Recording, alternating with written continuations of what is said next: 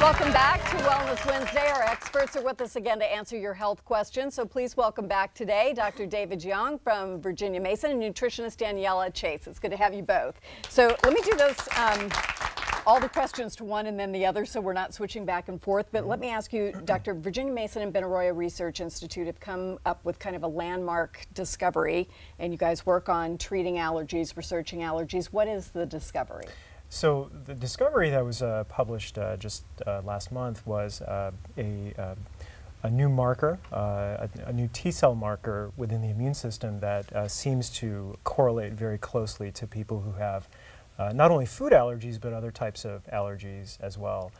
We've been sort of plagued in our specialty with testing methods that are not perfect, and I'm sure that's something that many physicians can say, but we do have some troubles in terms of inaccurate results that lead to misdiagnosis. And so the work that our clinic and our lab has been doing over the last, honestly, about 7-8 years, has been trying to get us closer to finding accurate diagnostic markers that really correlate with people who do have allergies. And furthermore, we can use that as a means of tracking people who undergo treatment to be able to know when people possibly are cured.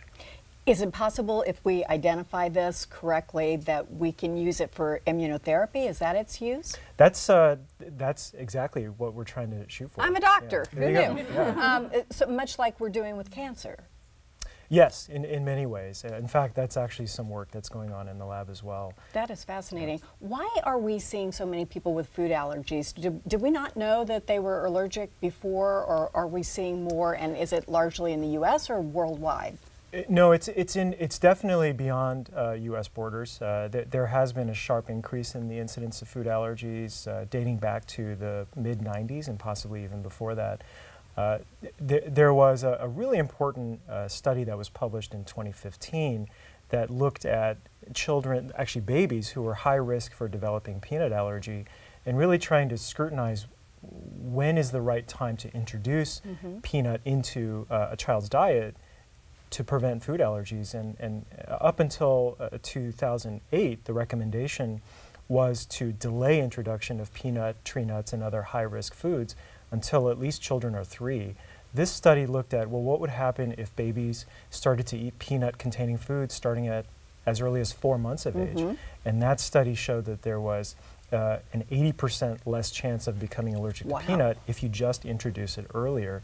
So that was a very important study that that created a significant buzz. We're learning more all the time. So let's talk about children's diets. If there were 1 or 2 things that you could take out of every kid's diet today, and especially as they're going to school, what would you have us eliminate?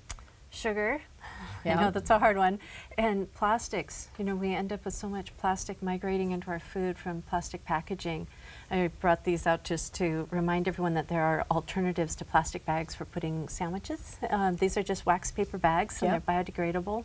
Or just use wax paper if you want to. That's right. Yeah. However you want to. What would be the 2 things you would put in every kid's diet if you could do it? Oh, fresh foods, so more fresh produce.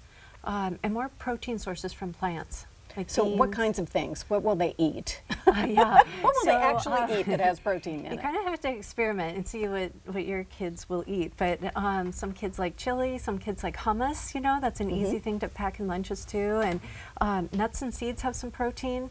And peas, cold peas, just frozen peas, sometimes they just love those. They're kind of sweet. You know. That's interesting. I've never tried frozen peas, but since I like frozen blueberries, maybe I like frozen peas, and I just don't even know it. So adults, what are we not understanding about our diet?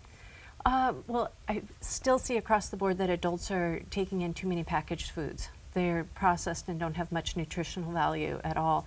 So we need more fresh produce and more fresh herbs. Herbs. Why are herbs important? Well, herbs have, you know, the oil in herbs that makes them taste so strong. Those are nutrients, and so we can get a lot more nutrients from a small amount of herbs than we can from a whole big lettuce salad. You know, that's interesting. So if you just add a few leaves of basil to your eggs in the morning, you're getting a lot of nutritional value. I did not know that. I will begin doing that. I like eggs and I like basil, so done. Fresh foods versus canned foods versus frozen. So fresh, of course, is the best. You get the all of the nutrients are still very bioavailable and active. Frozen foods are actually pretty good these days. They're flash frozen right when they're very ripe. And canned can be okay, but you have to be careful about what the can is made out of, because a lot of cans are lined with plastics. That is so interesting, because I don't really think about the containers for my food, and that really is something we need to investigate and read more about. If you have some other resources for us, we'll put that on our website as well. And is BRI's website a good place to go to read about some of these trials? It's an excellent website, and I would actually point out that a lot of the work that we just talked about in terms of the landmark immune markers came from people who checked out the website and other avenues that signed up for our allergy registry.